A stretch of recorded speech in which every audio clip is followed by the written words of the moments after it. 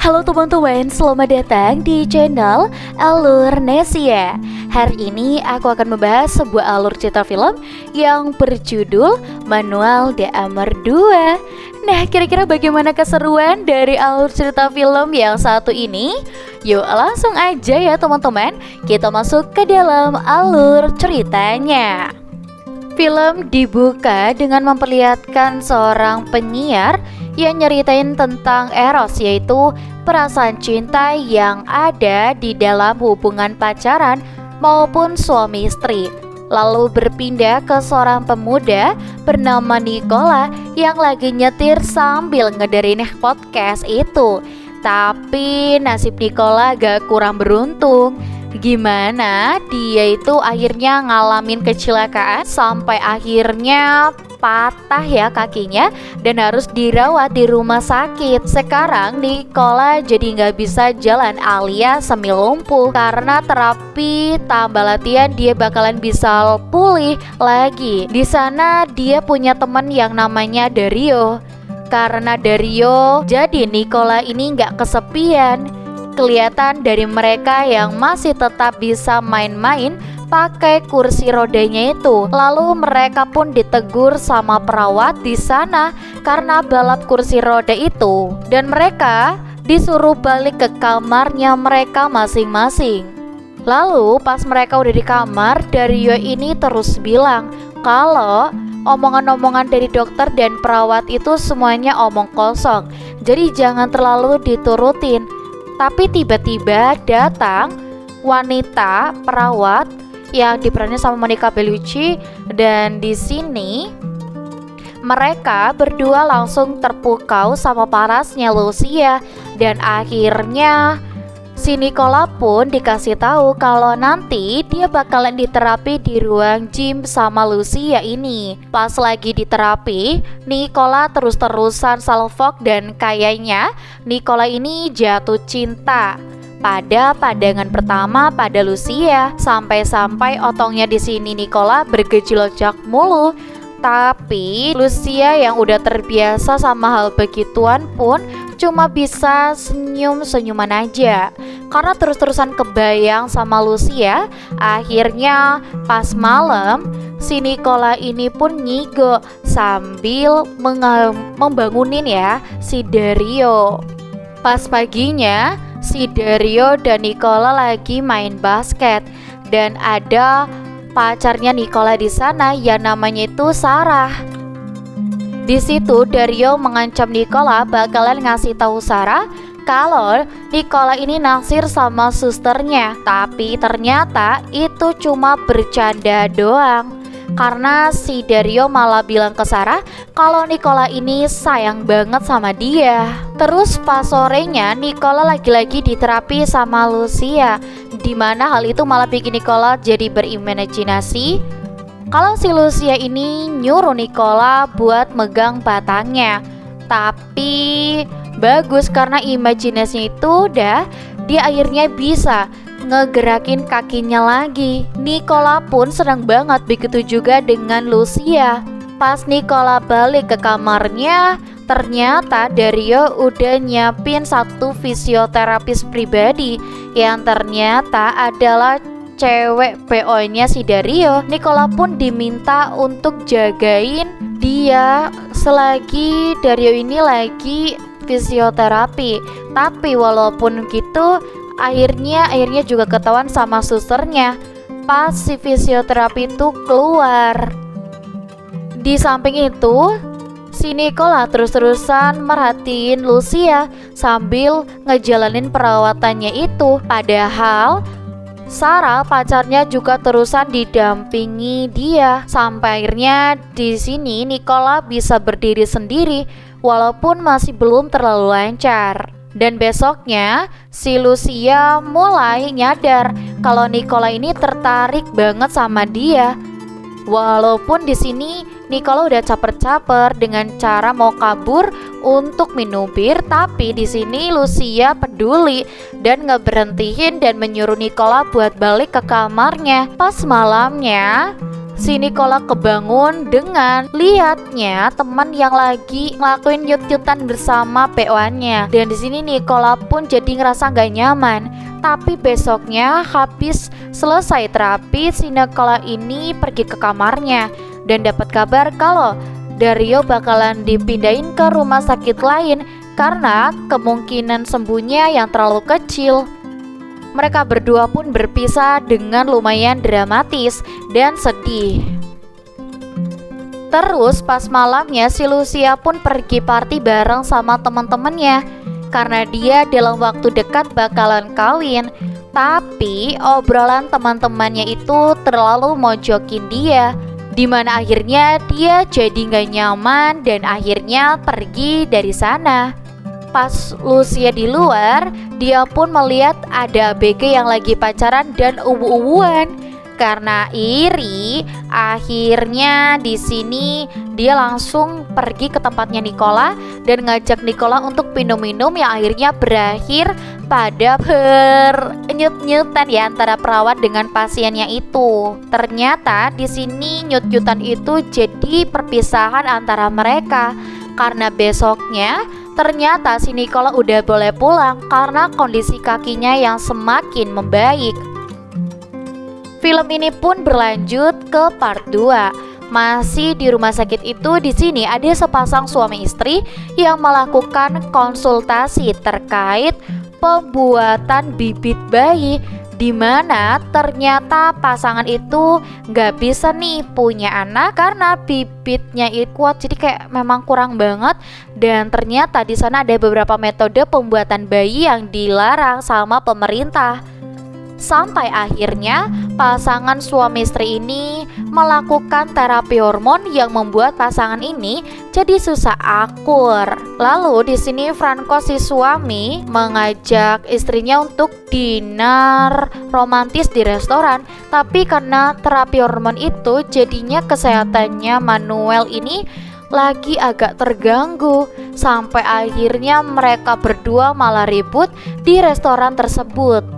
Tapi Franco yang merasa bersalah pun di sini nggak ngelawan istrinya dan mereka berdua pun langsung pulang ke rumahnya. Pas malam sebelum tidur, Manuela minta maaf atas kejadian tadi di restoran dan akhirnya pasangan itu baikan lagi.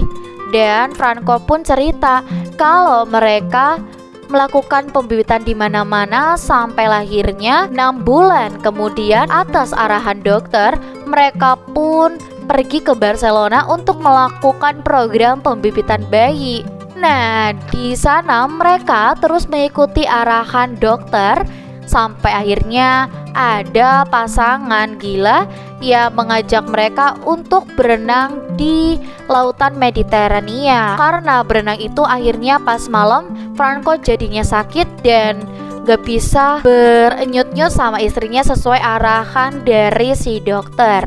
Tapi demi menyelesaikan misinya dengan maksimal, paginya pun Franco mendatangi tempat penampungan tersebut dan mulai buat keluarin bibitnya tersebut. Dia yang kurang enak badan pun mencoba untuk mengurut-ngurut itunya dengan foto Mona Lisa biar kelak anaknya bisa jadi pribadi yang baik seperti Mona Lisa. Dan singkat cerita, bibitnya pun keluar meskipun sedikit banget. Sambil nunggu info lebih lanjut dari dokter, pasangan ini pun duduk-duduk di taman. Dan gak lama tiba-tiba Franco pun ditelepon. Jadi harus menjelaskan nih bahwa pembibitannya itu udah bisa dilanjutin. Dan si Manuela pun dibawa ke ruang pembuahan dan akhirnya mereka pun punya bibit aktif di dalam perutnya. Di sini Franco pun dengan sabar dan telaten merawat istrinya sampai akhirnya mereka pun pulang lagi ke Italia. Di sana Franco udah punya bayangan sendiri kalau kelak dia bakalan main bola bersama dengan anak cowoknya itu. Tapi pas sampai di Italia, mereka cek kandungan dan dapat informasi kalau bayi mereka itu cewek. Franco kecewa banget karena anaknya nanti gak bisa diajak main bola. Tapi mau gimana lagi, daripada gak sama sekali, akhirnya dia pun menerima aja. Dan pas perjalanan pulang di mobil, Manuela bilang ke Franco bakalan namain anak ceweknya itu dengan nama neneknya, yaitu Nona Lisa. Franco pun langsung keinget sama bahan urutnya waktu itu dan tertawa di sini dengan sangat terpaksa. Lanjut ke part 3 di mana terlihat Filippo sedang menelpon penyiar di awal film sambil menceritakan masalahnya, yaitu dia adalah penyuka sesama jenis. Lalu berpindah pada sebuah pernikahan di mana terlihat semua orang di situ begitu bahagia. Sampai akhirnya datanglah sesi foto keluarga dan Filippo pun mojok sendiri karena dia bukan bagian dari keluarganya pengantin. Tapi Fosco, si adik dari pengantin cewek, ngajak Filippo ini untuk ikut fotoan. Meskipun bapaknya itu nggak suka, sampai akhirnya diperparah lagi dengan kakaknya Filippo yang ngumumin kalau adiknya juga bakalan melakukan pernikahan sesama jenis. Si bapak langsung pergi dari sana dan Fosco dimarahin habis-habisan sama bapaknya. Fosco dinasihatin nih kalau pernikahan pelangi itu sekarang dilarang, dan bapaknya pun gak suka banget. Apalagi menurut bapaknya, manusia itu aturan menikah dengan lawan jenis kayak Tarzan dengan jin. Tapi Fosco ini terus-terusan menentang bapaknya. Malamnya juga Fosco sama Filippo berdebat karena mereka nggak bakalan bisa nikah di sana. Tapi Filippo terus-terusan maksa Fosco buat pergi ke Spanyol biar mereka bisa menikah dengan aman. Dan pas paginya Fosco di tempat kerjanya didatengin sama temennya, dan sambil nyetor uang ke dalam berangkas, temennya ini bilang kalau dia tahu rencana Fosco sama Filippo yang bakalan nikah ke Spanyol. Fosco pun bingung karena di sini ngerasa nggak pernah bilang kayak gitu. Akhirnya dia pun pulang dan marahi Filippo. Mereka pun berdebat lagi sampai akhirnya mereka berdua bubaran. Filippo pergi ngedatengin temennya yang emang anggota pelangi sejak lama. Sedangkan Fosco balik ke bapaknya dan pulang ke rumahnya. Filippo datang ke klub Langi dan party di sana. Di sisi lain, Fosco ketemu sama kakaknya yang juga pulang ke rumah orang tuanya setelah ribut sama suaminya. Pas Filippo mau pulang, dia pun naik taksi yang ternyata adalah bapaknya Fosco. Bapaknya Fosco pun bilang ke Filippo kalau jangan terlalu ngeganggu anaknya karena pengaruh dari Filippo ini benar-benar gak baik. Akhirnya di sini Filippo yang stres pun pergi lagi sama temennya yang queer ke taman kota dan nenangin diri di sana sambil main air. Di rumah, Fosco dinasehatin sama kakaknya dan akhirnya milih buat balik ke Filippo. Tapi pas mau masuk ke apartemen, dia dicipir dan akhirnya dia pun digebukin sama orang-orang yang anti homo dan akhirnya ngebuat dirawat di rumah sakit. Pas di sini dia datang menjenguk, mereka pun akhirnya deal kalau mereka bakalan ke Spanyol dan nikah di sana. Sampai di Spanyol mereka pun siap-siap buat nikah dan mereka minta tolong seorang cewek bernama Cecilia buat jadi saksi mereka. Dan singkat cerita, pasangan pelangi ini pun bisa menikah dan Cecilia melihat keseriusan mereka dengan tersenyum. Lanjut ke part terakhir yaitu part 4 di mana ada acara keluarga dan salah satunya adalah Ernesto, orang yang merasa hampa sama keluarganya sendiri yang kayak monoton banget. Dan pas itu tiba-tiba datang Cecilia yang kelihatannya asik banget. Pas nari pun entah kenapa si Cecilia ini ngajak Ernesto ke belakang lalu nyium Ernesto ini. Karena cuman itu Ernesto pun malah jadi baper sampai di malam harinya Ernesto jadi gak nyaman nih karena terus-terusan kepikiran sama Cecilia. Ernesto ini ternyata adalah kepala pelayan di restoran bintang 5 Dan malamnya pas pulang kerja Cecilia ngedatangin Ernesto. Mereka pun ngobrol-ngobrol, tapi tiba-tiba datang dua pasangan sakne yang juga mau bernyot-nyot ya, Ria, yang ternyata adalah anak Ernesto. Cecilia pun mendekat dan negur anaknya Ernesto itu, sedangkan bapaknya malah sembunyi. Dan di sini pas situasi udah aman, Cecilia pun menggoda si bapak ini lagi. Si Ernesto pun di sini akhirnya dicium. Ternyata Cecilia ini korban broken home karena bapaknya itu ninggalin dia pas kecil. Padahal Cecilia tahu bapaknya itu sekarang jadi supir bus. Dan karena kurang kasih sayang dari bapak, jadi Cecilia pun meminta perhatian dari Ernesto, di mana dia bikin perjanjian kalau mereka bakalan jadi FB, tapi Ernesto nggak boleh batin perasaan sedih. Di sini tiba-tiba mereka malah jadi bercerita. Singkat cerita, karena perjalanan itu Ernesto dan Cecilia pun melakukan pagelaran budaya di mana-mana, termasuk di kolam air panas pas malam-malam. Mereka pun merasa kalau hubungan ini seru banget. Tapi gak lama Ernesto ketahuan sama istrinya.